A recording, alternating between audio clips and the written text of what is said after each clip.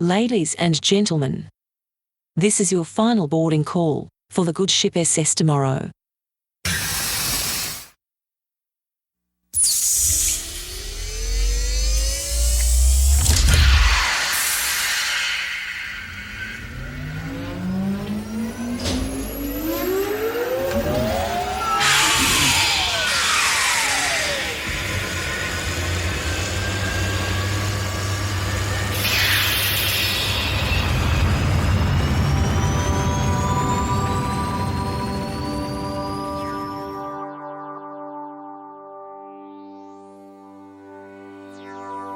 Today on the Rennie Futurist, we made it to 150.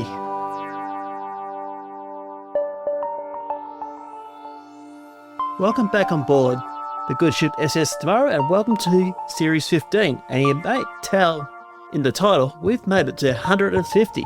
It's been an incredible journey over the last 5 years, bringing you the stories that matter about emerging technology and its impact on society and the environment. I like to work for tech, but also green tech. I'm a champion of using smart solutions to save the planet. What can you say? My heart bleeds teal. So since episode 100, we have covered quite a lot of green technology, especially Aussie green technology success stories. And here's the thing. The ones that are going to fight for the planet are you and me. Private enterprise. Yes, a little bit of investment from the government, but it should be onto the hands of entrepreneurs to really turn the ship around. You might remember back in Series 10, Episode 6, we had a very short interview with Dr. Tom Williams, and we talked about how to stop cows from burping, basically producing less methane gas by feeding them seaweed. Have a listen. Why change the diet of cows? Yep, two main reasons. So those methane emissions are a huge opportunity to do something positive about climate change, because methane's actually more intense than carbon dioxide as a warming molecule. So if we look at over a 100-year period, methane's considered 25 times more intense than carbon dioxide is. But methane actually breaks down in the atmosphere over about 20 years, during which time it's 80 times more intense than CO2. Wow. So what that means is if we can rapidly deal with methane emissions, we can make a much faster impact on climate change than we can through dealing with carbon dioxide emissions. So there's a really strong incentive to do that, and I think agriculture will have a big role to play in making that positive change. The other reason to focus on it is that those methane emissions are actually wasted food for the animal. Yep. They're floating off, getting belched out into the atmosphere. And in theory, if you can prevent those emissions, you can actually redirect energy towards the animal so that the farmer can actually get more meat, milk, or wool per unit of feed. So they get an economic incentive to do this at the same time. Yeah. So it's a great place to start. Yeah, and I think too, it's not farts, it's actually burps that's the main problem. Is that right? Yeah, unfortunately, I kind of wish it was fast, because then we could make more jokes about it. But yeah, it's just burps, because the first chamber after the mouth is the rumen, which is where the action happens. So it makes sense that it comes out the mouth. Yeah. And where do you get the inspiration to start feeding them seaweed? What's the key ingredients involved? So we don't actually use seaweed, but we took inspiration from seaweed because it works so well. In our minds, it's the most effective additive in this space. And if you do deliver seaweed at the correct dose in the correct way, you can almost completely shut off methane emissions from cows. And there's lots of studies showing that now. The limitations of seaweed are its scalability and affordability. So we actually produce the same molecules that seaweed would make as active ingredients, but we do that in brewer's yeast. So we have much larger scale and much lower cost because of that. Yep. And how's the research project going so far? Have you had any wins? Yeah, Number 8 Bio was officially founded about a year ago by my co-founder Alex Carpenter and I. Since then, we've onboarded a team of 2 other full-time scientists and 1 commercial role, and we've made pretty good progress. So yeah, within only about 9 months of full-time R&D, we've been able to make seaweed molecules in the lab from scalable sources like yeast, and actually make quite a bit more than seaweed does. So yeah, we've had some early wins in the lab, and we're getting ready to scale and go into animal trials soon. Fantastic. Now, this is a bit of a tricky one because I put my marketing scholar on. I'm also in academia, you see. Now, your final product, would that be called meat, or you go for some sort of jazzy term like carbon neutral meat? You think like positioning it away for, say something more like carbon neutral meat? Yeah, no, absolutely. I think there's a big opportunity there to have climate-friendly labeling on consumer packaged goods like meat and milk and cheese. And that should help drive adoption of technology like ours, because ultimately the farmers need an economic incentive to do that. Yep. And if we as consumers can pass on some of that to them by purchasing climate-friendly labelled meat like carbon neutral beef, for example, then that's a great way to help bring about positive change like that, along with things like carbon credits and increased productivity from shutting off the emissions. Yeah, and also I guess it's a big win for the consumer too, because they're the ones who be pushing it towards it. Like now they've got ethical meat these days, but now, yeah, it is hard to achieve though. It's not an easy fix here, but we have to do it right. There's no way that animal ag is going to go away. It's such an inherent part of culture and diets that, in my opinion, it's here to stay, and we have to make it as green as possible and efficient as possible. And this is because now there's also competition for, say, lab-grown meat and meat for the plant and fungal kingdoms. Is this just a bigger piece of the jigsaw puzzle, so to speak? Yeah, absolutely. If we cast our minds forward to the year 2050, we're expecting to have around 10 billion people on Earth, possibly a bit more or less, and we're expecting to have to produce around 70% more food than we do right now. So to imagine that 10 billion people, none of them eat meat or dairy is unimaginable. It's going to be part of the picture and it's going to be part of the solution. But I think so will things like cultured meat and plant-based meat and alternative proteins. Philosophically, we have nothing against those products and we think they're a good idea. We just have the pragmatic approach, I suppose, to help deal with cleaning up the existing systems. Of course, methane isn't the only greenhouse gas. I do believe part of the solution for the transport sector and for the current fleet on the road is not just EVs, but also hydrogen and biofuel cars. I was very fortunate to chat to Kathy Clennett from Haringa Energy on all things green hydrogen way back in season 11, episode 3. Let's have a listen. What is the difference between, say, green hydrogen, brown hydrogen, blue hydrogen? Sure. So brown hydrogen comes from fossil fuel sources, and that's the main source of hydrogen that we use today. Hydrogen is used heavily in the production of chemicals and also in other industrial processes. So we use predominantly natural gas as a feedstock for hydrogen at the moment. Blue hydrogen is a fossil fuel hydrogen, but you're either using or sequestering the carbon. So you're removing the carbon footprint from the hydrogen that you're producing from a fossil fuel source. And then green hydrogen, which is what we're focused on, is produced from renewable electricity. So we use a process called electrolysis to split water using electricity, and we produce hydrogen and oxygen that way. Fantastic. And how can we plug the green hydrogen gap? So how can we make sure that we're switching to hydrogen, and we'll cover which vehicles can run on it shortly, but how can we make sure that when we make that switch over, then everything's green? We're not going to just do another fossil fuel that's going to be burnt or utilised. Yeah, so there's quite a few things in that question to unpack. Yeah. There's the technology and then matching the demand also with the supply and production of hydrogen. At the moment, there's a cost delta as well between brown hydrogen and green hydrogen, and we don't really price in the externalities of the damage to our environment and climate change in the price of our fossil fuel feedstocks at the moment. So there is still a delta there. There's also a need for new standards, and so there's a lot of work for the governments to do as well to actually create a level playing field for green hydrogen to be adopted across a number of different sectors, particularly in transport. So that's a sector that we're focused on. But generally, I'd say the way to plug the gap is to actually find the right solution and right end markets for hydrogen to start with. So That's where we're focused, is really on industrial feedstock.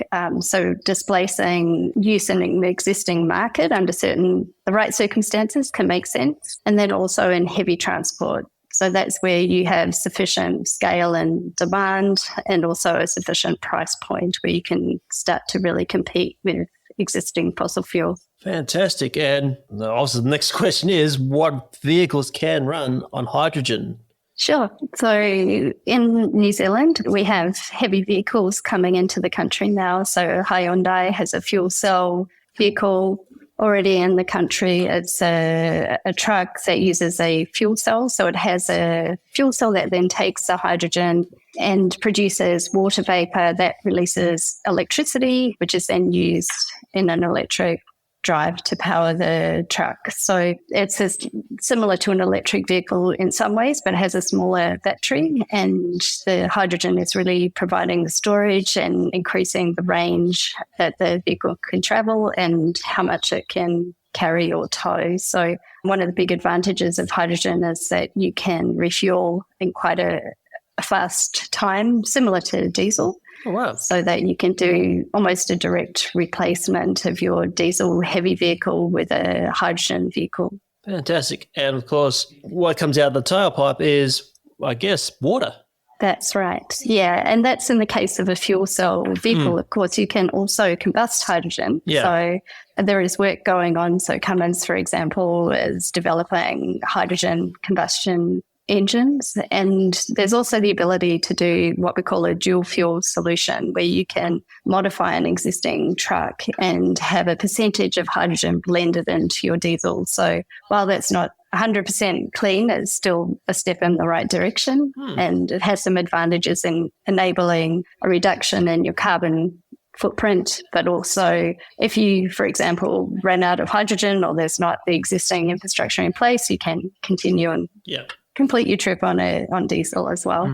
Yeah, that's right, because EVs are really good, but I think they're more suited for, say, an urban environment. But, especially out here in Western Australia, we need something that can do long ranges because, Perth to Kununurra is 3,000 kilometres, and I don't know about you, but I don't think there's lack of infrastructure between. It's a long way. It's almost going from Perth to almost Sydney. So, yeah, that's really good. And also I noticed too since we last chatted that the boss of Toyota said that he is more in favour of, say, ammonia-powered vehicles, and he's going to push Toyota towards, hydrogen and ammonia-powered cells. What's your takes on this?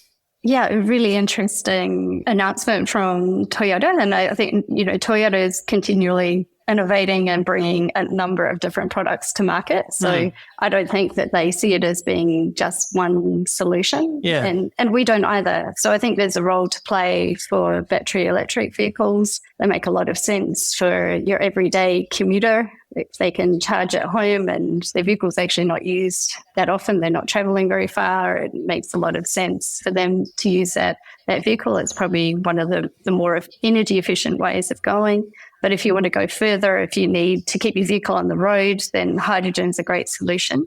And with ammonia, you can see ammonia has some advantages in terms of the energy density. So the reason companies like Toyota are looking at ammonia as a solution is that you can get a higher density of hydrogen on board your vehicle effectively, because it's the hydrogen that you really want in the vehicle to power it. And my understanding is that Toyota is looking at an ammonia combustion engine. So they're not looking at a fuel cell, but there are other companies who have also been looking at ammonia fuel cells for vehicles. I think there's still quite a lot of development work required around that technology. So that's a potential barrier. And I guess the other barrier is the infrastructure. While ammonia is sort of a well-known product, there's supply chains in place for that. It's sort of also quite a toxic chemical, and so it will need to be handled, and the infrastructure around that would need to be developed in terms of servicing a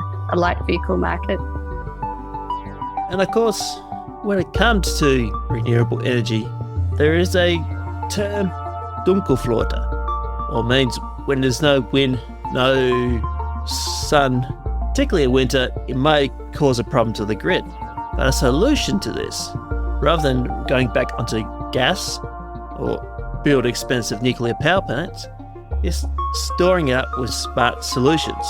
Dr. Eric Kesey from NGA Thermal in Newcastle, New South Wales, has a great solution ready to go right now. If you might remember, it was just recently back in Series 14, Episode 5. So MGA Thermal is a company that develops and manufactures thermal energy storage products. So our core product is a thermal energy storage material. MGA stands for miscibility gap alloy, and it basically means that our product is made of a couple of components that don't mix. So there's what's called a miscibility gap. And one of the components is as fine particles that melt. And now I think I'm going into too much technical detail, actually. Please roll. This is fascinating. Roll it. Okay. So one of the components in the MGA block, and I should have brought one along to show you, but has fine particles of metallic material which melts at a certain temperature. And then the rest of it is what we call a matrix. So it's just the glue that holds it all together, if you like. So it's solid outwardly, but inside there are bits of it that melt. And that's significant because when things change from solid to liquid, it takes a lot of energy to drive that change. So essentially you're storing energy by changing that. Then when you drive it in the other direction, you release that energy and you can use it. That's our core product, MGA's thermal energy storage blocks. And then we have developed around that an entire system, an engineered system that accepts renewable electricity, renewably generated electricity, converts that electricity from electricity to heat, which is about 100% efficient. And then we store the heat. So it's a large insulated box, if you like, if you want to put it that simply, or a container. The blocks stay hot for a very long time. So at giant scale, we might only lose about 1% per day. And then we can dispatch the energy as heat. Wow. Really interesting. Mexico reminds me, that's over in France, the Olympic swimming pool for the Paris Olympics was heated up the same way, or similar with heat exchange, heat transfer, yeah. Yep. The data center. Yeah. Your hot water service is a thermal storage device. It doesn't store much thermal energy, but it stores it and it delivers it when you need it. We're storing our energy up in as high as 650 degrees Celsius. And so we can deliver that energy as heat anywhere from about 150 to 650. So it makes it ideally suited to things like decarbonising industrial processes. I'll probably talk about that a bit later. I guess, too, this technology, and there's a little weak point in the renewables, and it's Dunkelflaute, or when there's no wind, no solar. Doesn't really happen too often in this country, but it's probably the argument for nuclear, even though we're not going to go too much into the nuclear option. But I guess that technology could actually mitigate Dunkelflaute. Absolutely. That's its entire purpose. So probably easiest to just think about solar energy because everybody knows the solar cycle and is in contact with it, whereas the wind is a bit more variable. But our thermal energy storage system is designed to accept electricity when it's plentiful and cheap, like 6 hours of sunlight in Australia, and store that and dispatch it 24 hours a day. So the system can discharge energy at the same time as it's charging because those systems are separated. So you can discharge 24/7 and only accept energy when it's available on the grid.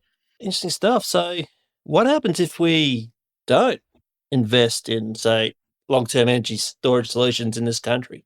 There's a number of problems that come up. Obviously, when we retire more of our fossil fuel generation assets, we'll start to see gaps. We'll start to see periods when the renewables can't supply sufficient energy. And the hidden problem is something I'm quite concerned about is investment in renewables requires that those renewables will be saleable. You'll be able to dispatch them when you've got generating capacity. But if you have a very large amount of, say, solar energy on the grid at lunchtime in summer, the prices are already going to minus $40 a megawatt hour and people are being curtailed. So they're being told to switch off their generation asset. What long duration storage does is it provides a market for that electricity at a positive price rather than a negative price. And that means that it's an enabler for investment in further renewable assets. It's also an enabler for grid stability because the electricity grid becomes less stable if we don't have large spinning reserves of power coming out of coal-fired power stations and we've got an intermittent generation capacity. So what long-duration storage does, and particularly thermal energy storage like we're doing, it allows the grid operator to dump a whole lot of electricity into one or more of these large assets to stabilise the grid when there's a surge. When the sun comes out from across clouds across half of New South Wales, there's a huge surge in power. It needs to be put somewhere. These things or ours in particular, can respond in about 100 milliseconds. So it can take excess power off the grid very fast and very efficiently.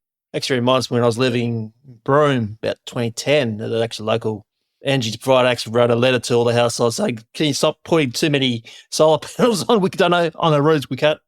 Don't know what to do. We've got too much energy. Yes, that definitely can happen. And with solar, the sun's only available during those daylight hours, so you can't really do too much outside of those. But long duration storage is definitely the answer, and it can smooth it out so that you've got reliable generation.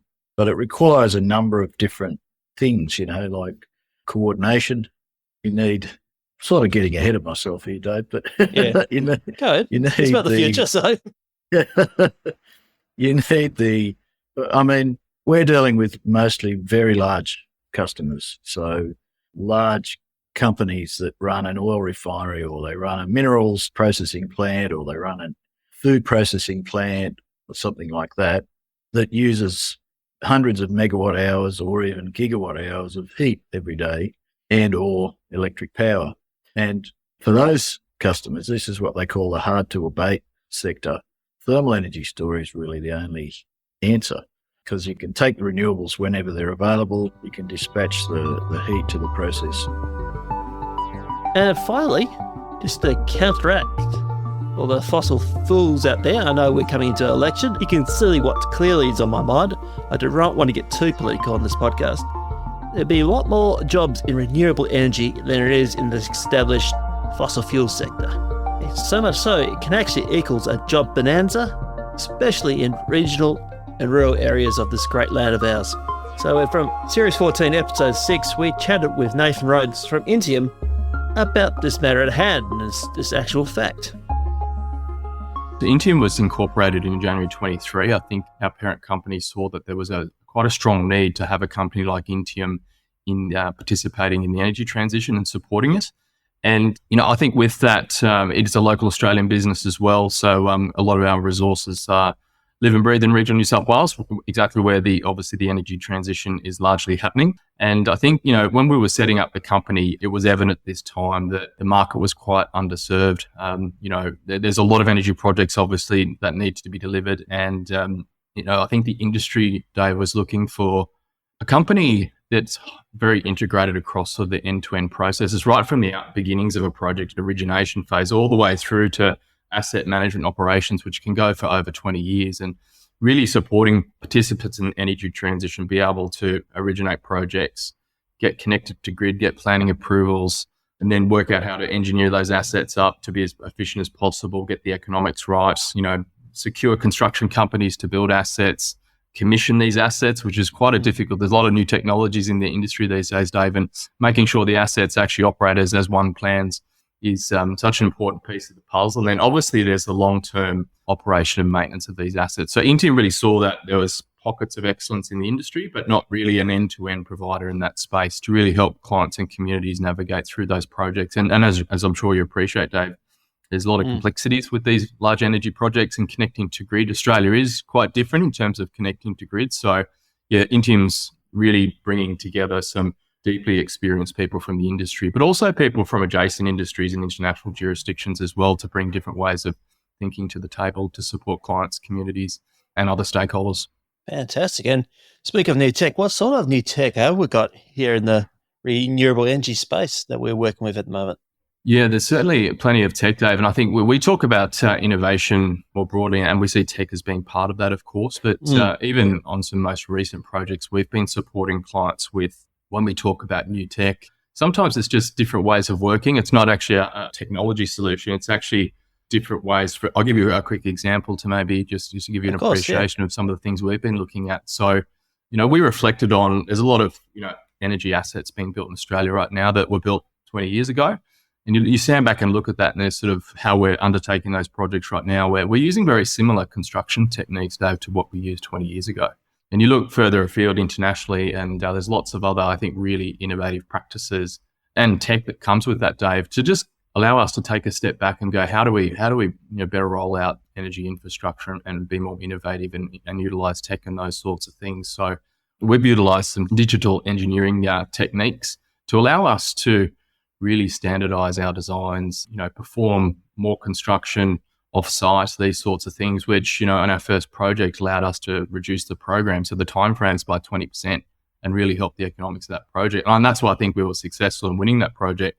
But it was bringing, I think there's a lot of low-lying fruit, Dave, particularly in the construction space, where different ways of thinking, different technologies like digital engineering, those sorts of things, and that really can, unlock a lot of early value for our project. So Intium's very focused on that. We've hand-selected a team that think like that, Dave, and really want to bring those different practices to bear on the industry for significant value. So you're talking digital engineering, you say a digital twin to help make that decision for you. Yeah, that's right. Exactly. Yeah. And we were even, in the field with our digital twin and our engineers working with our client and other stakeholders, optimizing assets in real time, field engineering. It was quite amazing and drove a lot of speed. And I think, a really good experience as well from our client, from contractors, from the local community in the area is really working through those in real time. So it's visible, it's a good user experience from a technology perspective, but importantly, it's driving speed to market, Dave, and better outcomes for the energy transition, of course. Yep. And what are some of the current challenges and barriers for the energy transition at the moment, apart from politics, of course? Yeah, I think it's an excellent question. Thanks, David. I think I'll probably just focus on a few because there are a number, of course. I think there's not sort of, from what I can see, any easy answer to that, actually, Dave. As I said, there's quite a number of headwinds in the industry, but I think the industry's, as I said, really collaborating and getting around these issues and trying to solve them and looking at different ways of doing so. So I think, and it was really pleasing to hear at the summits that I attended last week, and energy regulators really asking the same question, Dave, what are those headwinds? What can we do to help the industry sort of manage through those particular issues? So to give you one example again, Dave, which may be useful, is we've got a lot of infrastructure already across Australia, Dave, and it's been, I guess, when we've looked at the problems we're trying to solve as an industry differently, we've realised there's actually a lot of latent capacity in the networks, and a lot of industry participants have been, stating this quite a bit lately. So it's great to hear, different ways of thinking and look at problems from a different way, and that's sort of giving rise to opportunities to, obviously, there's big infrastructure and the big build that needs to occur in certain areas, but there's also a lot of opportunity to utilise the infrastructure we've got, Dave, and connect generation projects and storage projects and other transmission lines faster to help re-accelerate the energy transition. So I think, that's one headwind has been it's very difficult to build all this infrastructure all at the same time. There's not enough labour in Australia. Most countries globally are decarbonising, accessing the same supply chains. Regional communities feel like they're not benefiting from the energy transition, which is obviously something, Intium's been thinking very deeply about how to support that.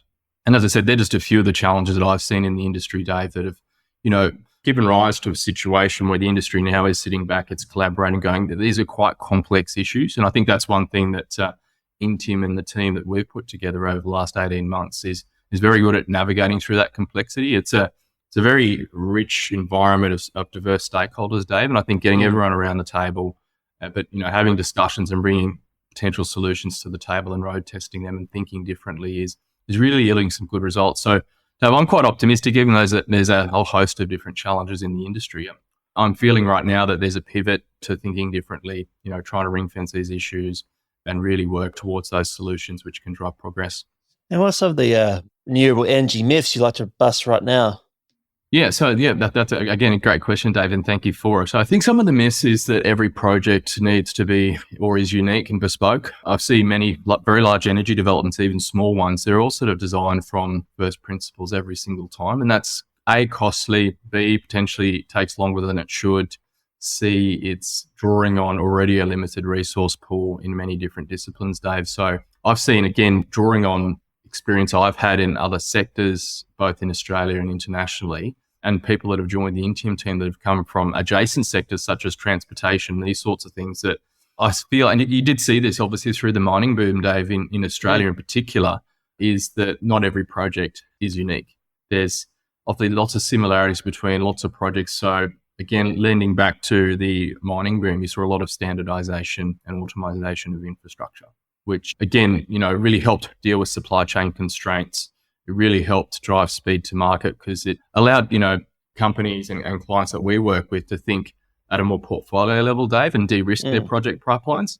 And I feel that there's a myth that, just because the grid's so complex and unique in Australia, that every project has to be different and has different requirements it needs to connect. So we've been at Intium sort of working through that myth, Dave, to really bust that. And I think the benefits that we're unlocking for our clients are absolutely immense in terms of speed to market, better economics, better social license outcomes, these sorts of things. So, but again, it's standardizing, it's having conversations early with our clients and with their supporting advisors. And yeah, it's been really rewarding to see, Dave, that not every project has to be designed from first principles. We can take, as I said, digital designs from a previous project, optimize that quickly if needed. And also one of Intium's strengths, I think, Dave, just to mention it, that sort of, I guess, brings some supporting evidence to this is that, we've got access to over 2,000 technically skilled electrical resources across regional New South Wales and parts of southeast Queensland. And we've also got access to very large supply chains. But the key question, I guess, when we're putting our pipeline of projects that we're delivering on behalf of our clients in front of our teams within our company, our parent company, is that the question is, well, what are we building? What are we procuring? And I think there's a real frustration if we're continuing to building assets that are different every time or have different pieces of equipment or material, Dave. It puts a lot of complexity back into the supply chains and our resource planning. So we see that, that really harms productivity of projects. And I think, again, we've been keen to sort of bust that myth that every project's unique. And I think I've also seen in the industry, there's been commentary around as you move up the size of projects, Dave. So you move from a 132 kV project to a 330 to a 500, and even internationally, it's going beyond 500, particularly in parts of Asia, is that there's a lot of similarities between those projects, but also a few differences. But there's a real myth, I think, in the industry, Dave, that there is all those projects are so different because of the size. And as I said, there's some differences, but there's also a lot of similarities. And I think if the industry locks on to where they're similar, as I saw in other sectors, I think you'll start to see, and we'll start to see a real acceleration of these projects. And also de-risking of them, Dave. It's a complex, you and I obviously follow the mega trends that are happening globally, impacting tech, impacting this, that, and the other across, the energy sector. It's a complex environment that we're delivering in. So being able to simplify that and navigate through the complex is obviously one of our core strengths, but one that I think the industry is focusing on more broadly, which is terrific.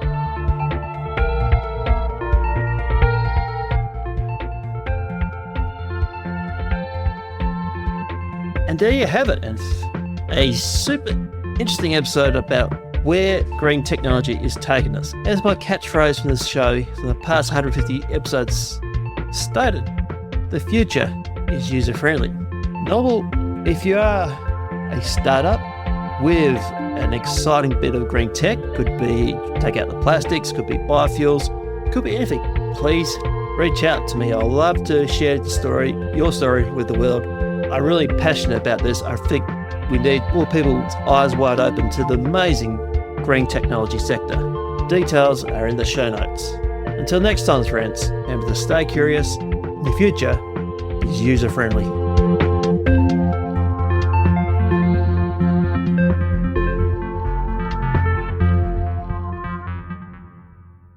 Another Podcasts West production. This podcast is just for educational purposes and it's not financial advice. I'm not a financial planner or advisor. Please do your homework and seek professional help before you take on any adventures.